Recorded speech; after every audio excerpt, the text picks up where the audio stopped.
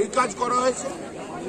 CA নিয়ে অনেক আন্দোলন হয়েছে, সিএ এর বিরোধিতা আমরা করছি, আমরা সিএ এর বিরোধিতা করব।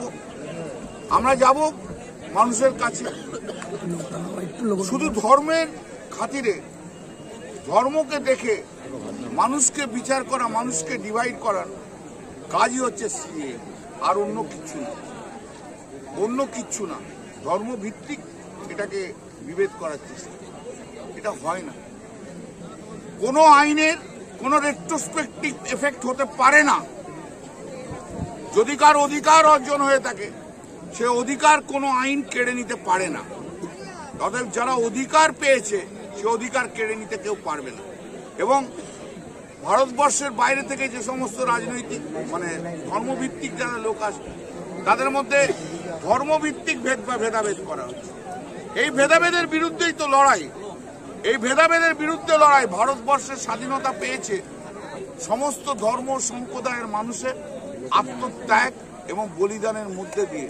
সমস্ত ধর্মের মানুষের কোনো একটা ধর্মকে মানুষদের তার থেকে বিচ্ছিন্ন করে দেখে ডিসক্রিমিনেটরি ট্রিটমেন্ট করা, এটা অন্যায়, এবং এই অন্যায়ের বিরুদ্ধে প্রতিবাদ হবেই হবে।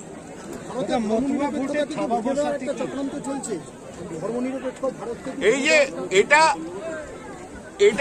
ওই তো বললাম, এক কথায় তাই যা বললাম তো, ভারতবর্ষের স্বাধীনতা এসেছে সমস্ত ধর্মের মানুষের আত্মত্যাগ এবং বলিদানের মধ্যে দিয়ে।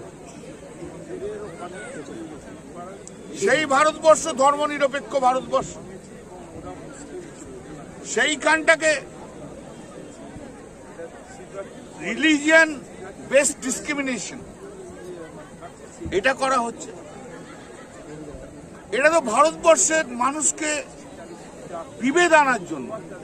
এর বিরুদ্ধে প্রতিবাদ হবেই, এর প্রতিবাদ চলবে। এগুলো হয় না। আবার বলছি, যে মানুষের কিসের রেজিস্ট্রেশন ভাই, কার রেজিস্ট্রেশন, কিসের সিটিজেনশিপ রেজিস্ট্রেশন? আজকে এসে আমাকে সিটিজেনশিপ রেজিস্ট্রেশন করতে হবে 68 বছর বয়সে?